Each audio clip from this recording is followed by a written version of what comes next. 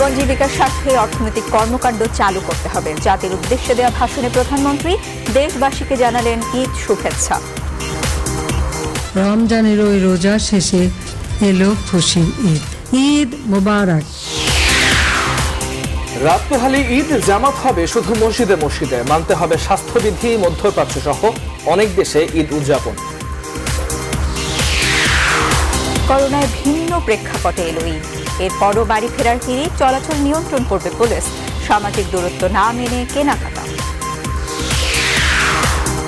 করোনায় দেশে আরো 28 জনের মৃত্যু, আক্রান্ত 1,500-এর বেশি। সংক্রমণ বাড়ছে বিশ্বজুড়ে। রাশিয়াকে ছাড়িয়ে আক্রান্ত সংখ্যায় দ্বিতীয় ব্রাজিল। উপকূলের সর্বত্র আমপানের ক্ষতচিহ্ন, ভেঙে পড়েছে যোগাযোগ ব্যবস্থা। খোলা আকাশের নিচে লাখ লাখ মানুষ, পর্যাপ্ত সহায়তার দাবি। ঈদের আগেও ভিন্ন চেহারায় দেশের সব পর্যটন কেন্দ্র। কক্সবাজারে নেই অতিথিদের ভিড়, অবসরে নতুন সাজে সেজেছে প্রকৃতি। এবং তামিমের শেষ ভার্চুয়াল আড্ডায় 3 তারকার দীর্ঘক্ষণ শুটিং। দেশবাসীকে ঈদ শুভেচ্ছা, জীবন বাঁচাতে ঘরে থাকার আহ্বান।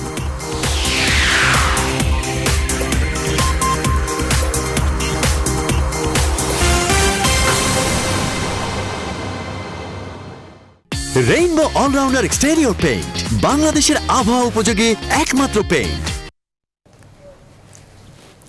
সবাইকে স্বাগত। রাত 10টার সংবাদে আপনাদের সঙ্গে আছি আমি তামিমুর রহমান তানু, এবং সবাইকে ঈদ উল ফিতরের শুভেচ্ছা। ঈদ মোবারক। সঙ্গে আছি আমি সঞ্জিদা ইসলাম। শিরোনাম দেখছিলেন। কোটিংকৃত মরিচারোধী ও বিদ্যুৎ সাশ্রয়ী Marquis pump. Marquis energy saving pump. এবারে পুরো খবর। প্রধানমন্ত্রী শেখ হাসিনা বলেছেন, জীবন জীবিকার স্বার্থেই অর্থনৈতিক কর্মকাণ্ড পুনরায় চালু করতে হবে। অনির্দিষ্টকালের জন্য মানুষের আয় রোজগারের পথ বন্ধ রাখা সম্ভব নয়।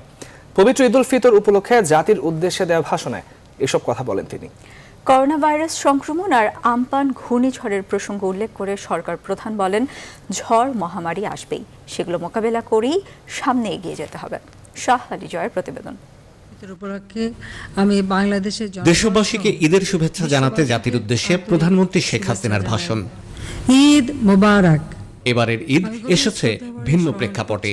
করোনা ভাইরাসের সংক্রমণে সারা পৃথিবীর মতোই বাংলাদেশেও আক্রান্ত হচ্ছে মানুষ, ঘটছে প্রাণহানি। সরকার প্রধানের ভাষণেও প্রাধান্য পেল করোনা প্রসঙ্গ। করোনা নামক এক প্রাণঘাতী ভাইরাস সারা বিশ্বে মহামারী আকারে ছড়িয়ে পড়েছে। তার উপর ঘূর্ণিঝড় আমপানের তাণ্ডবে দেশের দক্ষিণ পশ্চিমাঞ্চলের বেশ কয়েকটি জেলা ক্ষতিগ্রস্ত হয়েছে। করোনা ভাইরাস প্রতিরোধে এবছর আমরা সকল ধরনের গণজমায়েতের উপর বিধিনিষেধ আরোপ করেছি। কাজেই স্বাভাবিক সময়ের মতো এবার ঈদ উল ফিতর উদযাপন করা সম্ভব হবে না। বিশ্ব স্বাস্থ্য সংস্থার মতে সহসাই দূর হচ্ছে না করোনার প্রকোপ। প্রধানমন্ত্রী বলেন, এমন দুর্যোগে করোনাকে সঙ্গে নিয়েই চলতে হবে। জীবন তো থেমে থাকবে না। যতদিন না কোনো প্রতিষেধক টিকা আবিষ্কার হচ্ছে, ততদিন করোনা ভাইরাসকে সঙ্গী করেই হয়তো আমাদের বাঁচতে হবে। জীবন জীবিকার স্বার্থে চালু করতে হবে অর্থনৈতিক কর্মকাণ্ড। বিশ্বের প্রায় সকল দেশই ইতিমধ্যে লকডাউন শিথিল করতে বাধ্য হয়েছে, কারণ অনির্দিষ্টকালের জন্য মানুষের আয় রোজগারের পথ বন্ধ করে রাখা সম্ভব নয়। বাংলাদেশের মতো উন্নয়নশীল দেশের পক্ষে তো নয়। শেখ হাসিনা বলেন, সংকট যতই গভীর হোক না কেন, সম্মিলিত প্রচেষ্টা থাকলে তা মোকাবেলা করা সম্ভব। ঝড়ঝঞ্ঝা মহামারী আসবে, সেগুলো মোকাবেলা করেই আমাদের সামনের দিকে এগিয়ে যেতে হবে। আপনাদের সহযোগিতা এবং সমর্থনে আমরা করোনা ভাইরাস মহামারীর 2.5 মাস অত্যন্ত সফলতার সঙ্গে মোকাবেলা করতে সমর্থ হয়েছি। যতদিন না এই সংকট কাটবে, ততদিন আমি এবং আমার সরকার আপনাদের পাশে থাকব ইনশাআল্লাহ। অর্থনীতির চাকাকে সচল রাখতে শিল্প খাতে আর্থিক প্রণোদনা, অসচ্ছল মানুষকে সরকারের দেয়া নগদ অর্থ এবং ত্রাণ সহায়তার কথা উল্লেখ করে প্রধানমন্ত্রী বলেন, সরকারের এ ধরনের কর্মসূচি অব্যাহত থাকবে। রমজানের ওই রোজা শেষে এলো খুশির ঈদ। শাহ আলী জয়, নিউজ 24, ঢাকা। আকাশে শাওয়াল মাসের চাঁদ দেখা গেছে। রাত পোহালেই ঈদ। 1 মাস রোজা শেষে মুসলমানদের প্রতীক্ষার অবসান ঘটিয়ে আনন্দ আর প্রশান্তির উপলক্ষ হয়ে হাজির ঈদ উল ফিতর। তবে এবারে ঈদ যেন অনেকটাই নিরানন্দ আর বিষাদময়। ঈদগাহে নামাজ এবং নামাজ শেষে কুশল বিনিময় ও আলিঙ্গনের চিরায়িত চিত্র তা আর দেখা যাবে না। করোনার কাছে সবই যেন ম্লান। করোনার কারণে নানা বিধিনিষেধের মধ্যে দিয়ে দেশব্যাপী ঈদগাহের পরিবর্তে এবার ঈদ জামাত অনুষ্ঠিত হবে মসজিদে। জাতীয় মসজিদ বায়তুল মোকাররম সহ রাজধানীর বেশ কিছু বড় বড় ঈদ জামাতের প্রস্তুতি নিয়ে বিস্তারিত জানাচ্ছেন সহকর্মী হাবিবুল ইসলাম হাবিব। ঈদ মানে মুসলমানদের জমায়েত, ছোট বড় সবাই কাঁধে কাঁধ মিলিয়ে ঈদগাহ মাঠে সম্প্রীতির মিলন মেলায়, যেখানে থাকে না কোনো ভেদাভেদ। কিন্তু এবারের ঈদ মুসলিম বিশ্বের কাছে এক ভিন্ন আবহে। নেই আবেগ, নেই আলিঙ্গন, নেই বাড়ি বাড়ি গিয়ে উৎসব আনন্দ। জাতীয় ঈদগাহে জামাত হবে না, এজন্য নেই কোনো সুসজ্জাও। রাত পোহালেই সবাই এক অজানা শঙ্কা নিয়ে ঈদগাহের পরিবর্তে নিকটস্থ মসজিদে নামাজ আদায় করতে যাবেন মুসল্লিরা। এজন্য মসজিদে মসজিদে সুরক্ষার নিয়মকানুন শেখানোর সাথে সাথে অনেকটা সাদামাটাভাবে চলছে ঈদের প্রস্তুতি। জাতীয় মসজিদ বায়তুল মোকাররমে মোট 5টি ঈদের জামাত অনুষ্ঠিত হবে। সকাল 7টায় প্রথম, এরপর সকাল 8টা, 9টা, 10টা ও সবশেষ 10টা 45 মিনিটে অনুষ্ঠিত হবে ঈদের শেষ জামাত। ঈদের নামাজ আপনারা নিকটস্থ যার যার নিকটের যে মসজিদ, এই মসজিদে আদায় করার জন্য আমরা কিছু শর্ত সাপেক্ষে আপনাদেরকে মুসল্লিদেরকে আমরা অনুরোধ জানিয়েছি। আশা করি সেভাবে ঈদের জামাত হবে। বায়তুল মোকাররমে আমরা জানি যে একসাথে 20,000 মানুষ এখানে নামাজ আদায় করতে পারে। তো সেই জায়গায় যেহেতু সামাজিক দূরত্ব মেনটেন করতে হবে, সেখানে আমরা ধরতেছি খুব বেশি হলে 5,000 মানুষ, 4.5 থেকে 5,000 মানুষ একবারে নামাজ পড়তে পারবে। আমরা মুসল্লিদের কথা চিন্তা করে এবার 5টি জামাতের ব্যবস্থা এখানে রাখা হয়েছে। 7টা থেকে শুরু হবে, সর্বশেষ জামাতটি হবে 11:15টায়।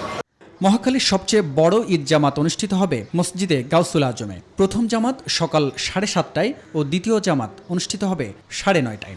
গুলশান সেন্ট্রাল মসজিদে 3টি জামাত অনুষ্ঠিত হবে। আর বসুন্ধরা আবাসিক এলাকায় ফকিহুল মিল্লাত জামে মসজিদে ঈদ জামাত অনুষ্ঠিত হবে সকাল 8:30টায়। সবাইকে জায়নামাজ সহ সামাজিক দূরত্ব বজায় রেখে মসজিদে যাওয়ার আহ্বান জানিয়েছেন কর্তৃপক্ষ। অন্যান্য বছর আমরা যখন মুসাফা করি, কোলাকুলি করি, ঈদগাহের মধ্যে আনন্দ উপভোগ করি, কিন্তু এবার আমরা সেটা করব না। আমরা নিষেধ করেছি যে এরকম পরিস্থিতি যেন না হয়। কেউ আমরা একজন আরেকজনের কোলাকুলি করবো না, হাত মেলাবো না। অন্যান্য বছর যেভাবে মানুষ উদ্যোগ নিয়ে এখানে মসজিদে গাউসুল আজমে ভিড় জমাতো, এবছর সেরকম হবে না। আমাদের দূরত্ব বজায় রেখে এবং সরকারি সিদ্ধান্ত অনুযায়ী যেভাবে নামাজে দাঁড়াবার নিয়ম সেটা পালন করি, ইনশাল্লাহ আমরা এখানে ঈদের জামাত অনুষ্ঠিত হবে। মহামারী করোনা দূর হবে, কেটে যাবে সব শঙ্কা, এমন প্রত্যাশায় সবাই উদযাপন করবেন এবারের ঈদ। হাবিবুল ইসলাম হাবিব, নিউজ 24, ঢাকা। দেশের বিভাগীয় শহর ও জেলাগুলোয় প্রধান প্রধান ঈদ জামাত হবে মসজিদে মসজিদে। করোনা সংক্রমণ রোধে নামাজ আদায়ের ক্ষেত্রে মানতে হবে ইসলামিক ফাউন্ডেশনের দেয়া নির্দেশনা। এই নির্দেশনা বাস্তবায়নে সতর্ক রয়েছে স্থানীয় প্রশাসন। ব্যুরো রিপোর্টার ও জেলা প্রতিনিধিদের তথ্য ছবিতে ডেস্ক রিপোর্ট। প্রতি বছর কিশোরগঞ্জের শোলাকিয়ায় দেশের সবচেয়ে বড় ঈদ জামাতের আয়োজন করা হয়, কিন্তু খোলা স্থানে ঈদ জামাত আয়োজনে নিষেধাজ্ঞা থাকায় এবছর ঈদুল ফিতরের জামাত বাতিল করা হয়েছে। অন্য বছর চট্টগ্রামে ঈদের প্রধান জামাত হয় জমিয়াতুল ফালা জাতীয় মসজিদ প্রাঙ্গণে। এবারও ঈদের প্রধান জামাত ওই মসজিদে হবে, তবে মাঠে নয়, হবে মসজিদের ভেতরে। সকাল 8টায় নগরীর সবগুলো মসজিদে একযোগে ঈদ জামাত আদায়ে নির্দেশনা দিয়েছে সিটি কর্পোরেশন। নগরের সবচেয়ে বড় যে ঈদ জামাত হতো জমিয়াতুল ফালা প্রাঙ্গণে, সেটা এবার আমরা বন্ধ রেখে মসজিদে প্রয়োজনে একের অধিক যাতে ঈদের জামাতের ব্যবস্থা করেন সেই সিদ্ধান্ত বা সেই নির্দেশনা আমরা প্রদান করেছি। এবার রাজশাহীতে ঈদের প্রধান জামাত হবে শহরের হযরত শাহ মখদুম দরগা মসজিদে সকাল 8টায়। ঈদের দ্বিতীয় জামাত হবে সকাল 9টায়। এছাড়া শহরের রানীবাজার জামে মসজিদে ঈদের জামাত হবে সকাল 8:15। খুলনা ঈদুল ফিতরের প্রধান ও প্রথম জামাত অনুষ্ঠিত হবে সকাল 8টায় টাউন জামে মসজিদে। এক স্থানে সকাল 9টা ও 10টায় দ্বিতীয় ও তৃতীয় জামাত অনুষ্ঠিত হবে। সিলেটে ঈদের প্রধান জামাত অনুষ্ঠিত হয়ে আসছিল ঐতিহাসিক শাহী ঈদগাহ ময়দানে। এবার ঈদুল ফিতরে সেখানে জামাত হচ্ছে না, স্বাস্থ্যবিধি মেনে মসজিদগুলোতে ঈদের জামাত অনুষ্ঠিত হবে। ঈদগাহ কিংবা খোলা মাঠে ঈদের জামাত আয়োজনে নিষেধাজ্ঞা থাকায় বরিশাল নগরীর প্রধান মসজিদে একাধিক জামাত অনুষ্ঠিত হবে। দিনাজপুরের ঐতিহাসিক গোরের শহীদ জামে মসজিদে এবার অনুষ্ঠিত হচ্ছে না ঈদের জামাত। জেলার ৬,৮০৮টি মসজিদে ঈদের জামাত আয়োজনের জন্য চিঠি দিয়েছে জেলা প্রশাসন। করোনা আটকে দিয়েছে দক্ষিণ পশ্চিমাঞ্চলের সবচেয়ে বড় ঈদ জামাতকেও। সংক্রমণ রোধে বাগেরহাটের ৬০ গম্বুজ মসজিদের ভেতরে সকাল ৭:৩০ ও ৮:৩০টায় দুটি জামাত অনুষ্ঠিত হবে। Desk report, news 24। করোনা প্রাদুর্ভাবের মধ্যেই বিশ্বের বিভিন্ন প্রান্তে আজ পালিত হচ্ছে ঈদ উল ফিতর। তবে অন্যান্য বছরের তুলনায় এবারের আয়োজনে দেখা যাচ্ছে সম্পূর্ণ ভিন্ন রূপ। যেমন ঈদের জামাতের অনুমতি দেয়নি সৌদি আরব, সংযুক্ত আরব আমিরাত সহ বেশ কয়েকটি দেশ। অনেক দেশের রাস্তাতেও মিলছে না উৎসবের সেই চিরচেনা কোলাহল। নিবিড় আমিনের ডেস্ক রিপোর্টে বিস্তারিত। কোভিড-19 মহামারীর মধ্যেই চলে এলো ঈদ উল ফিতর।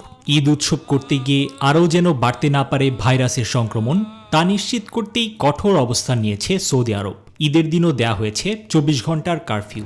আরব আমিরাতেও মসজিদে নিষেধাজ্ঞা থাকায় ঘরেই আদায় করা হচ্ছে ঈদের নামাজ। ঈদের দিন বিকেল 5টা থেকে রাত 9টা পর্যন্ত কারফিউ থাকছে মিশরেও। ফলে উৎসবের দিনটিতে ঘরবন্দি থাকছেন মিশরীয়রা। জর্ডানেও একই রূপ। ভাইরাসের কারণে ঈদের চিরচেনা রূপ পাল্টে গেছে কাতারেও। লকডাউন জারি থাকায় জরুরি প্রয়োজন ছাড়া বাইরে বেরোলেই করা হচ্ছে জরিমানা। ব্যাংকনোটের মাধ্যমে ছড়াতে পারে ভাইরাস, ফলে শিশুদের সালামি দিতেও মানা করেছে কর্তৃপক্ষ। ঈদে আত্মীয়ের বাসায় যাওয়ার অনুমতি মিলবে না ইন্দোনেশিয়ায়। যুক্তরাষ্ট্র, যুক্তরাজ্য, জার্মানি সহ বিভিন্ন পশ্চিমা দেশেও ভিন্ন এক দিন পার করছে মুসলিমরা। দেয়া হয়নি ঈদ জামাতের অনুমতি। 18 মে থেকে শিথিল হয়েছে ইতালির লকডাউন। সোমবার থেকে রেস্টুরেন্ট, বার সহ সকল ব্যবসা প্রতিষ্ঠান খুলে দেয়া হলেও ক্রেতার সংখ্যা বেশ কম। ফলে ঈদের সময়ে বিপাকে পড়ছেন ব্যবসায়ীরাও। হাজার বছরের ঐতিহ্যের ব্যতিক্রম হচ্ছে তুরস্কেও। লকডাউনে কড়াকড়ি থাকায় ঈদে কেউ যেতে পারবে না পার্ক বা সমুদ্র সৈকতে। গণপরিবহন বন্ধ থাকায় গৃহবন্দী সবাই। তবে তুলনামূলকভাবে করোনা পরিস্থিতির উন্নতি হয়েছে ইরানে। কিন্তু লকডাউন শিথিল হলেও বাইরে বের না হবার নির্দেশনা রয়েছে। নিবিড় আমিন, নিউজ 24। সৌদি আরব ও মধ্যপ্রাচ্যের দেশগুলোর সঙ্গে মিল রেখে দেশের বিভিন্ন জেলায় আজ উদযাপন করা হচ্ছে পবিত্র ঈদ উল ফিতর। চট্টগ্রাম, বরিশাল, চাঁদপুর, দিনাজপুর, শরীয়তপুর সহ বেশ কয়েকটি জেলায় সামাজিক দূরত্ব বজায় রেখে ঈদের নামাজ আদায় করেছেন মুসল্লিরা। নামাজ শেষে দেশের শান্তি ও করোনা থেকে মুক্তি কামনায় মোনাজাত করা হয়।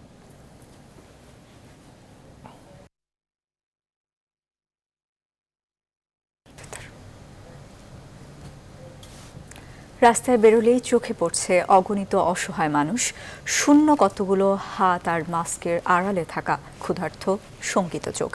এমন ক্ষুধা, দারিদ্র্য আর শঙ্কা নিয়েই এবার উদযাপিত হতে যাচ্ছে বিবর্ণ এক ঈদ, ঈদ উল ফিতর।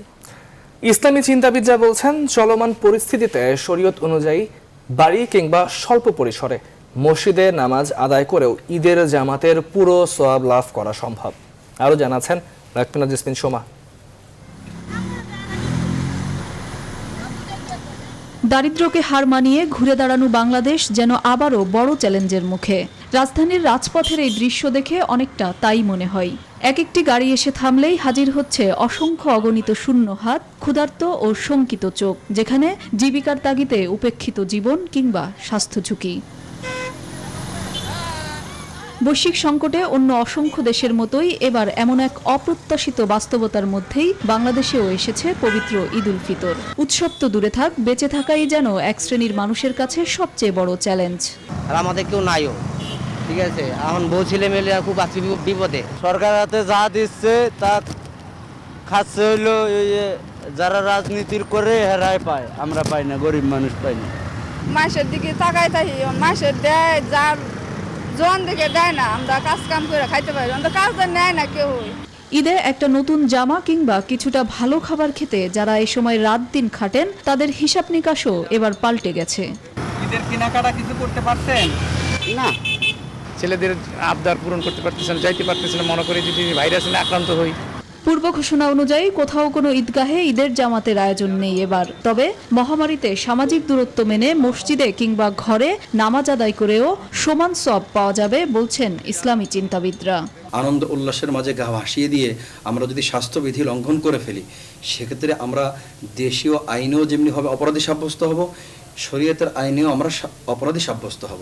ঈদ না, এ যেন বিবর্ণ এক বাস্তবতা, মহামারী করোনায় ঝিমিয়ে পড়া পবিত্র এক উৎসব। লাকমিনা জেসমিন সোমা, নিউজ 24, ঢাকা। রাত পোহালেই ঈদ, তাই তো শেষ সময়েও ঈদ উদযাপনের জন্য ঢাকা ছাড়ছে মানুষ। ব্যক্তিগত পরিবহন, সিএনজি, মোটরসাইকেল, এমনকি পায়ে হেঁটেও বাড়ি ফিরছে মানুষ। সামাজিক দূরত্ব এবং স্বাস্থ্যবিধি মেনে চলার কথা থাকলেও দেখা মিলছে না এসবের কিছুই। তৌফিক মাহমুদ মুন্নার রিপোর্ট।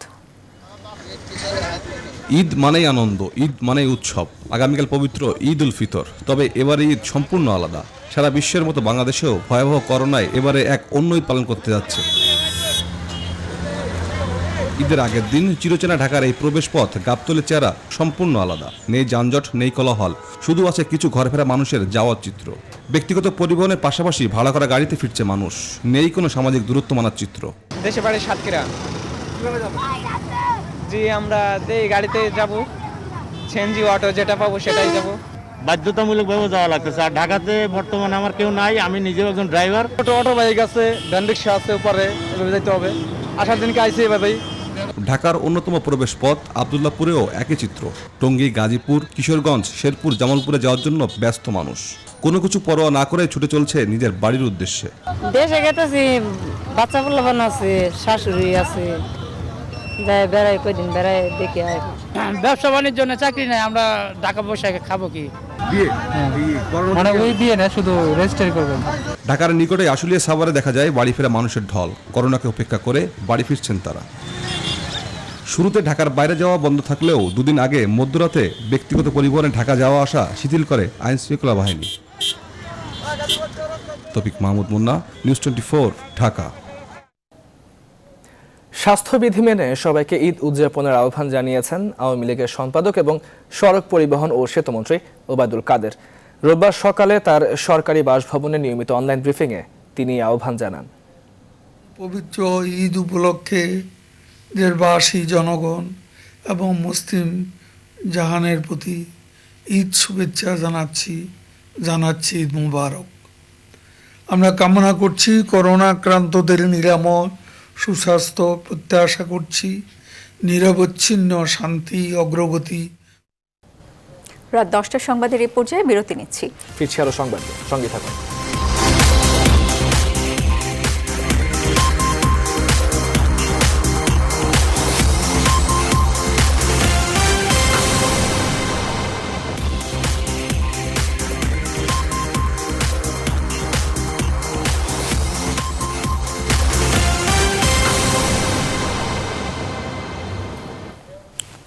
আবারও স্বাগত। দেখছেন রাত 10টার সংবাদ। আসন্ন ঈদকে কেন্দ্র করে করোনা ভাইরাসের ব্যাপক সংক্রমণের আশঙ্কা তৈরি হয়েছে। দোকানপাট, মার্কেট ও শপিং মলে ক্রেতা বিক্রেতাদের স্বাস্থ্যবিধি না মানা, শহর থেকে অসংখ্য মানুষের গ্রামে ছুটে যাওয়া এবং সামাজিক দূরত্ব পালন না করায় এই অবস্থার সৃষ্টি হয়েছে। এমন অবস্থায় ঈদের আগে ও পরে অন্তত 7 দিন মানুষের চলাচল নিয়ন্ত্রণে কাজ করছে আইন শৃঙ্খলা রক্ষাকারী বাহিনীর সদস্যরা। আরও জানাচ্ছেন সহকর্মী মূল খন্দকার। সামাজিক দূরত্ব নিশ্চিত ও সংক্রমণ প্রতিরোধে সরকার ঘোষিত নির্দেশনা বাস্তবায়নে পুলিশ সম্ভাব্য সব চেষ্টা অব্যাহত রাখবে।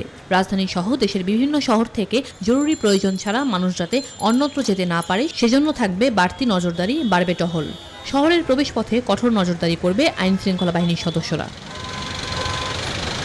এদিকে ঈদকে সামনে রেখে মহামারী করোনা ভাইরাস রোধে ঢাকা মহানগরীতে প্রবেশ ও বের হওয়া নিয়ন্ত্রণে আরও কঠোর হয়েছে ঢাকা মেট্রোপলিটন পুলিশ। ডিএমপির ক্রাইম অ্যান্ড অপারেশনসের অতিরিক্ত কমিশনার বলেন, চেকপোস্টের নিরাপত্তার ব্যবস্থা আরও জোরদার করা হয়েছে।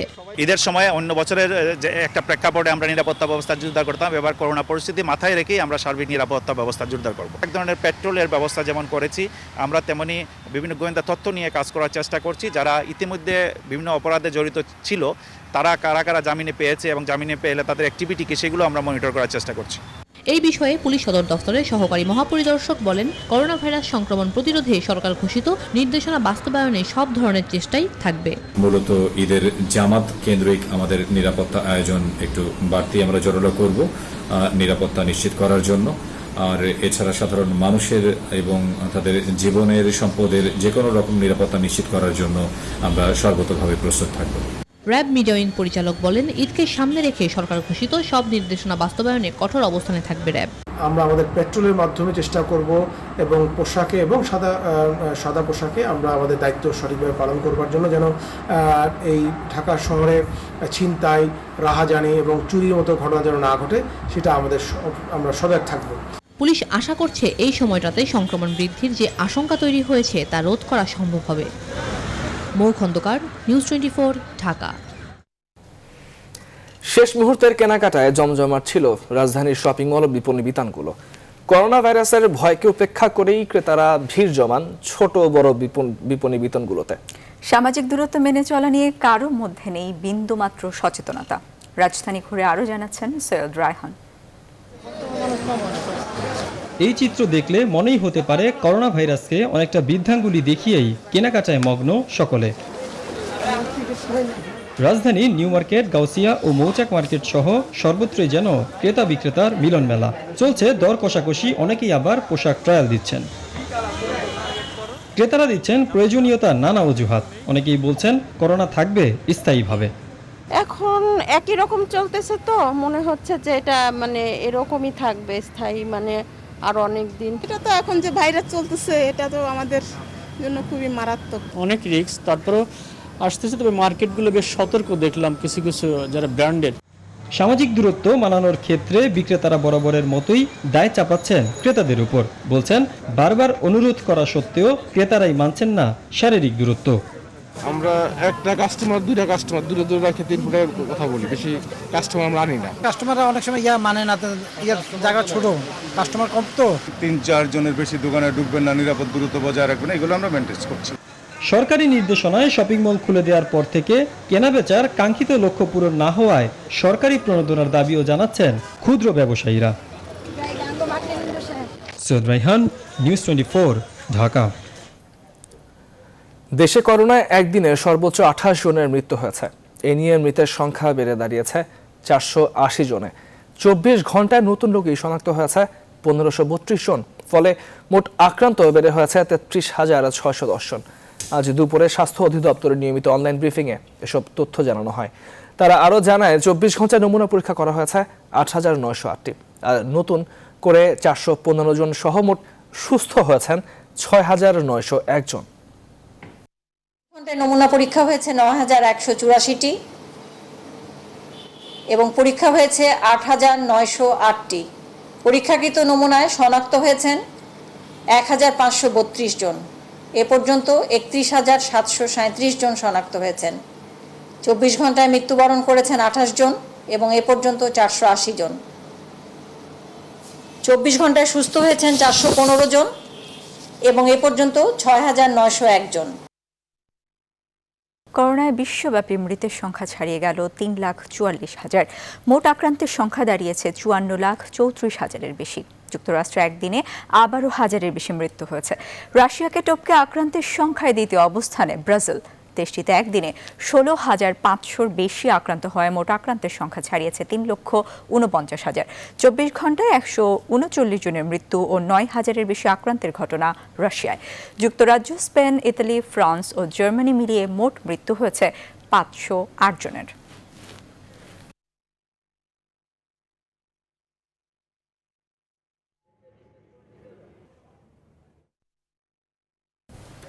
দশটা সংবাদে নিচ্ছে আরো একটি বিরতি, সঙ্গেই থাকুন।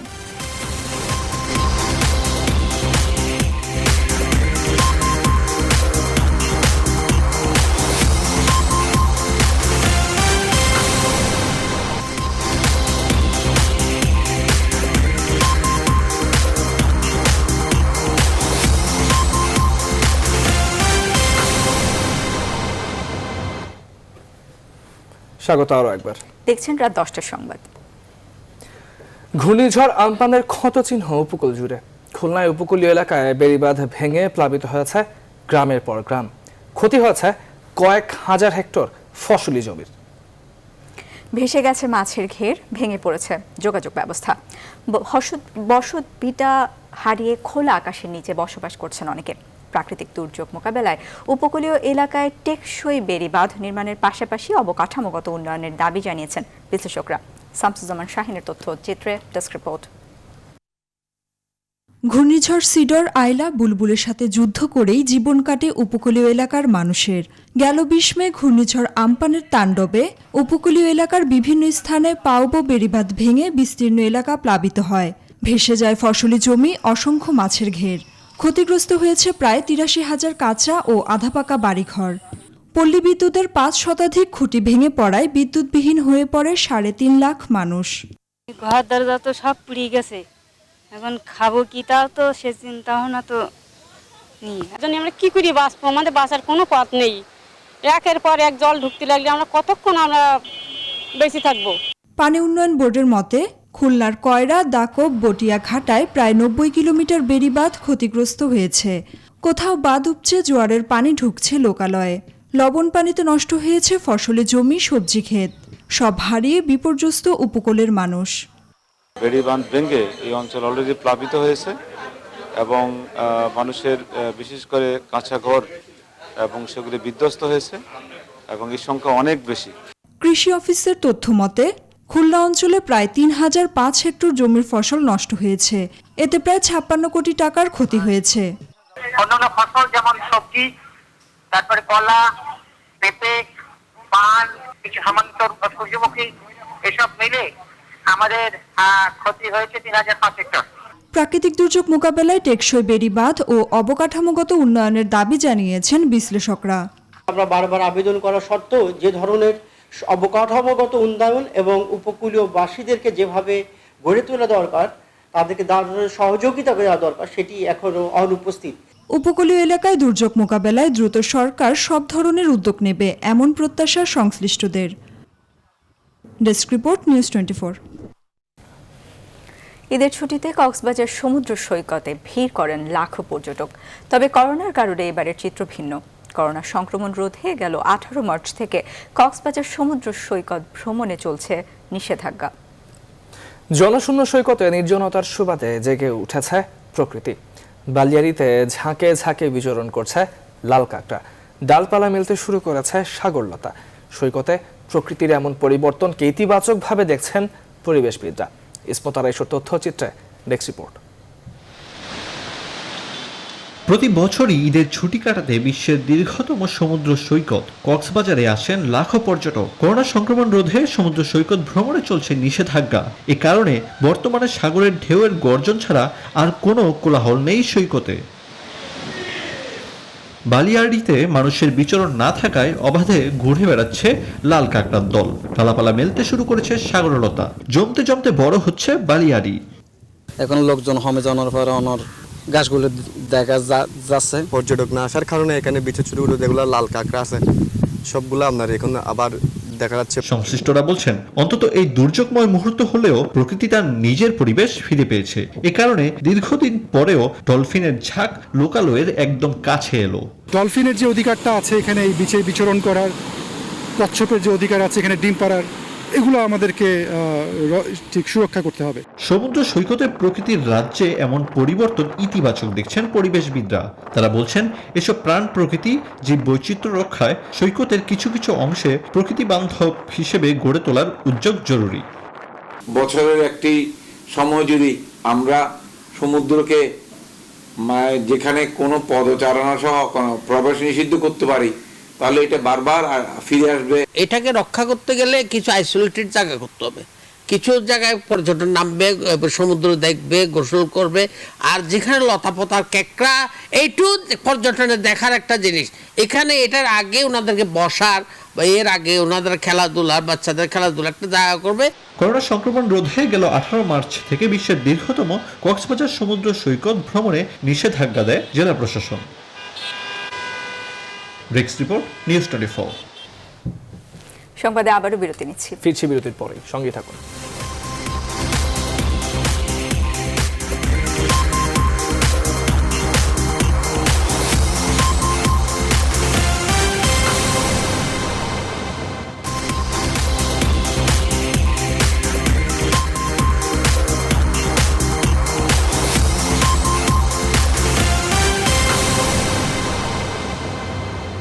স্বাগত আরও একবার। দেখছেন রাত 10টার সংবাদ। তামিম ইকবালের শেষ ভার্চুয়াল লাইভে একই সঙ্গে যোগ দিলেন মাশরাফি বিন মুর্তজা, মাহমুদুল্লাহ রিয়াদ ও মুশফিকুর রহিম। প্রায় 2 ঘন্টার আড্ডায় ভক্তদের মাতিয়ে রাখেন মাঠ ও মাঠের বাইরের মজার সব ঘটনা তুলে ধরে। করোনাকালে নিয়ম নির্দেশনা মেনে ঈদ উদযাপনের আহ্বান জানিয়েছেন বাংলাদেশ দলের এই 4 কান্ডারি।